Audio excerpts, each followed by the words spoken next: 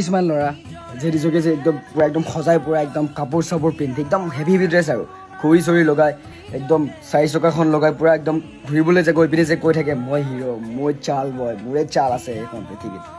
চ' মই কওঁ সেইবোৰ ল'ৰা ৰিয়েল হিৰ' নহয়, সেইবোৰ ল'ৰা একেবাৰে ৰিয়েল হিৰ' নহয়।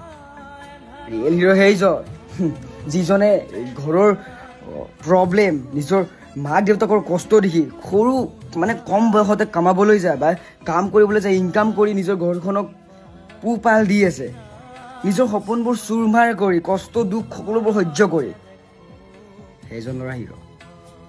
সেইকাৰণে সেইজন ল'ৰাক ৰেচপেক্ট কৰা, সন্মান কৰা, মৰম কৰা, আদৰ কৰা, যাতে সি ছাকচেছ হয়। ভাই তই ছাকচেছ হবি, তুমি ছাকচেছ হ'বা, আপুনি ছাকচেছ হ'ব যদিহে আপুনি কষ্ট কৰি যায়। আৰু এটা কথা কওঁ, নিজে কামাই কিনে যিটো স্পৰ্টিং যিটো শ্বাৰ্ট পিন্ধিবা ন বহুত ধুনীয়া লাগে।